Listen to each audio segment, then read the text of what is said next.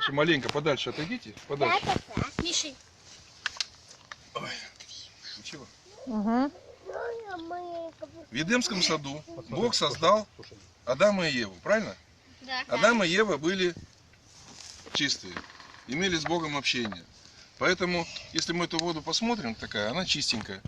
Теперь в Эдемском саду пришел дьявол для того, чтобы подошел к Еве, говорит, истинно ли сказал Бог? Он начал слова Бога ставить под сомнение. Что делает Ева? Ева с ним, что стала? Разговаривать. Она начала с ним разговаривать, то есть общаться.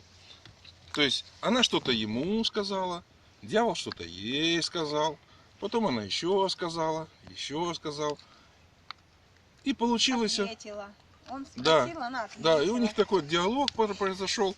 То есть они что-то говорили там друг другу, и в результате Ева стала не такая чистая, какая была раньше. Да. Ева приходит к Адаму, начинает общаться с Адамом. Говорит, Адам, слушай, я вот тут увидела плод, мы сейчас, если поедим, у нас откроются глаза, будем как боги. Мы себе одежду сошьем. Да, одежду себе хорошую сделаем. А И они начали общаться, и результат мы видим, какой у них стал.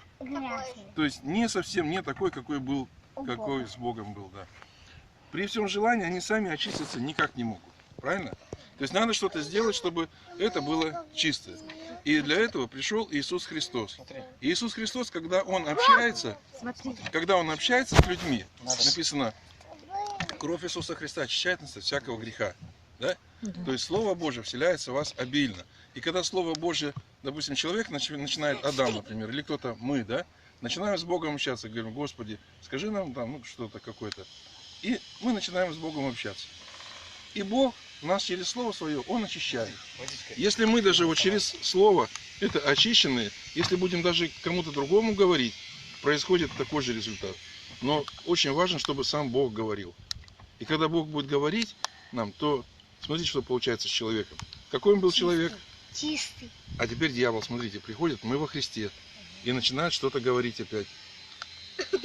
Нету. Он опять говорит, не получается. И что бы он ни делал, не получается у него ничего. И он пустой, ничего у него нету. Но зато мы со Христом полны. Вот такой вот урок.